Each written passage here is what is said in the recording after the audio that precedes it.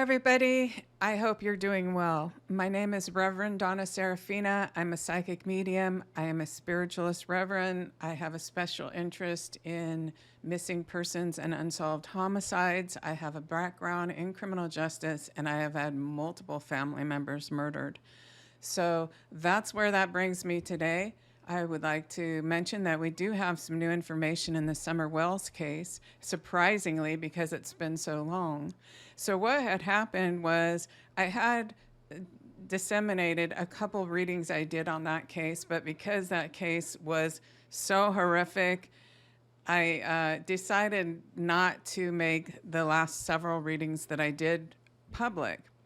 Well, I've been talking to Fred Hill, who happens to be a neighbor of Don Wells and Candus Wells and Andy Bernard and all these other characters up there in Ben Hill Road. Fred Hill was lucky enough that he met a really nice lady, and her name is Ziggy, and she has a YouTube channel, and she went all the way from where she lived. She literally went to, just a minute, my dog wants to go out on the patio. Hey, Bruno, this is my new dog. One of them. Do you want to come on my lap and say hi to people? This one is named Rumi, after the poet Rumi. Say hi. Say hi. Are you like, what are you doing to me? What are you doing? She's tiny. She's so tiny. Look how little she is. She's like 5 months old. She's that little. So, welcome. We've got Bruno here. He would probably be 7 months old now because they said he was 6 months old when I picked him up, which was just a little over a month ago, and he had never seen trees. He'd never been on a walk. He was being just held for breeding purposes. So I've spent a lot of the last month just kind of showing him the world very slowly, very, very slowly. And let me see if I can move this down so you can get a view of him. He's absolutely beautiful. Yes, he is. Look at him. Let me move this. This is Bruno. Okay. He's beautiful, and he would be about 7 months old now. And so he was afraid of stairs. He was panicking. The first time he saw trees and sunlight, he was panicking. And so I've just been rehabilitating him. That's why I really haven't been on here. I've been spending all my time with both of these little dogs. And planning my lawsuit against, now he wants to stay. Let me move this up a little. See if we can get both of us. And so anyways, so I started talking with Fred Hill again. Now, like I said, I had spoken with Fred Hill while he was in jail. It was a recorded phone call. We both knew it. He gave me permission to put it online, but because of the just absolute Jerry Springer kind of antics that were going around at the time, I just decided not even to bother putting it up. That is somewhere. I don't know if there's, he answered all my questions. I have never suspected Fred Hill of being a part of this. What I do suspect, I do have suspects, though, obviously. And anyway, so I started talking to Ziggy again a few weeks ago, and I was like, I probably won't be doing a lot more. I'm going to trust you guys with the last several readings that I did not put up online, just because of it's the most horrible. If you think these other ones are horrible, what Summer Wells went through, if my visions are correct, was even worse. So anyway, I never put those up, and few and far between are the people that have been able to hear them or access them. And what happened was I talked to Fred Hill and Ziggy, and I told him, well, here's a couple things that aren't out in public. Maybe you might recognize them. And I said she turned the opposite way that you would expect when she left her driveway. And he says, oh, well, then she went up into the holler.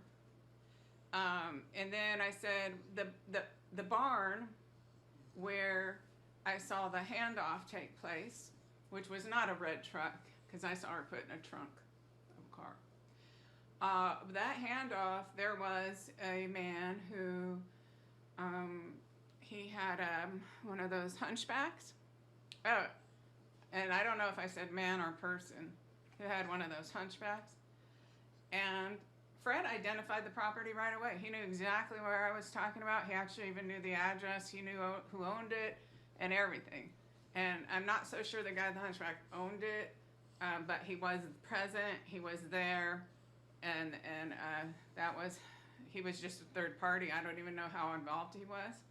Now, what's interesting is all the deaths, of course, concerning the lower level people related to this. I'm actually surprised that some of the main players, lower level main players, are still alive, but it kind of makes sense if you put it all together. So what I want to do is I just want to tell you, I think it's okay to name the hunchback now because he's dead. He's dead, like a whole lot of others surrounding this case. But his name is important, and I'll tell you why.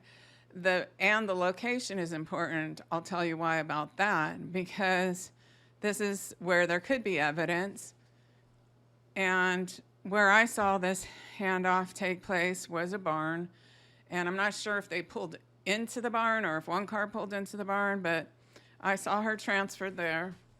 And Fred Hill recognized it right away when I described him. Now, Fred pointed out that there's one other place, though, that he has had his eye on, I believe over on Stardust. I don't know if this is a little bulldog, English bulldog now, he can't get enough of sitting out on the deck watching people, which is interesting. The first two times I brought him out there, he was trembling, his whole body, just at the seeing of the sky and the bushes. He's freaking out. And now he just can't wait to get out there. So he's trying to bump into the shade, so I'll let him out. But anyway, okay, back to this.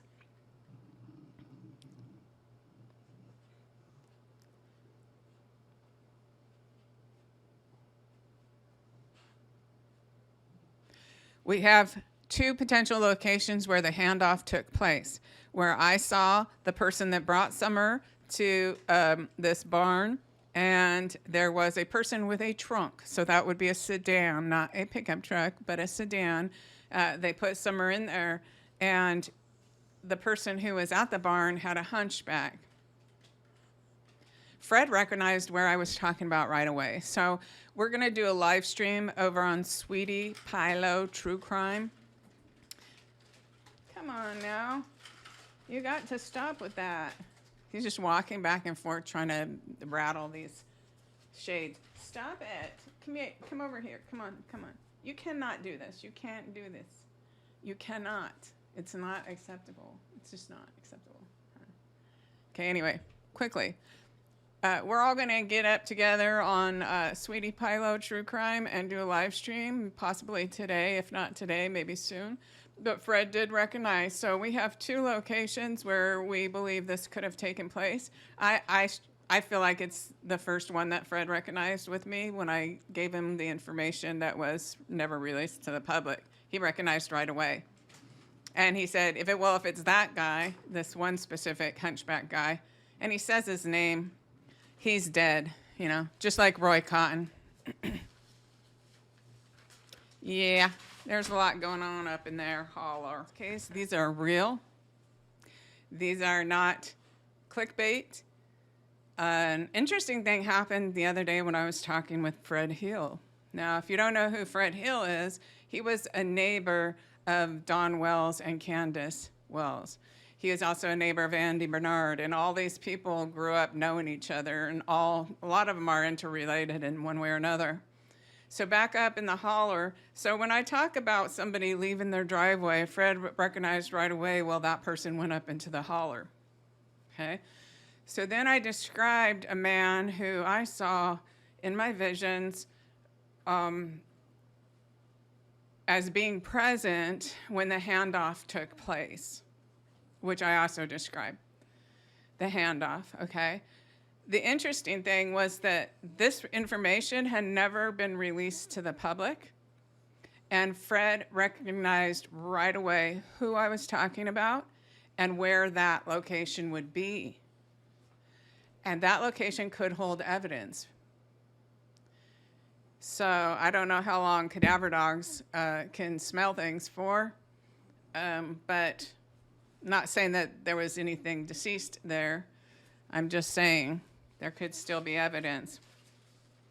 And he recognized who that hunchback man was right away. So we're going to do a live stream over on Sweetie Pilo True Crime. And we're going to talk about that. And now Fred has his eye on another location, a second location, where he kind of wonders if the transfer took place there, and it could have. There could also be more than one transfer. There could be the initial transfer and then some other part of it. There's multiple moving parts in the Summer Wells case, so that would make sense too. But I believe we found the location where the original transfer took place. And I believe that we have identified, or that Fred has identified the person with the hunchback, and we will be talking about it on the live stream on Sweetie Pilo True Crime. And there's another piece of information that's just pretty mind-blowing. I gave Fred a description, even more of a description than was made public, of the person who did what I saw as the actual act, final act related to Summer. Now, you know, these are visions, and hopefully she comes walking back out, and hopefully someone just hopefully it all turns out differently. But if not, to know that we have identified who is now my prime suspect in this case. And we'll be talking about that as well. Although not wanting to name names of people unless I'm 100% sure that it's them. And I'm not 100% sure, but I definitely have my top suspect at this time based on the description I gave in some of the readings that were never public. And I never intentionally did that. It's just that they were so traumatizing to me that I literally could never listen to them again. So the last final reading that I did for Summer, I had nightmares for 8 days. I was like thrashing around and kicking my blankets off my bed, and I have never done that before in my life. And I could barely function. I was so traumatized by what I saw. So not to like be a victim about it, but I couldn't even ever listen to those readings again. I couldn't even look at them. I was so traumatized and scared. It was like I blocked out even looking. And it was only when I saw such sincere efforts from Ziggy and from Fred Hill as to wanting to get justice for Summer that I was willing to pull these out and share these. And we're going to talk more and maybe play a couple clips that are just descriptive of people and places, you know, rather than the actual crime. So go over to make sure you're also subscribed on Ziggy's channel, Ziggy. And I don't know if she calls it True Crime or what, or if it's, I don't know, I just know her channel's Ziggy. And go over on Sweetie Pilo True Crime and make sure you're subscribed there and keep an eye out for when we go live. Okay. Yeah, I'm totally serious. I'm totally serious. Yep. See you soon. I'm Reverend Donna Seraphina. Bye.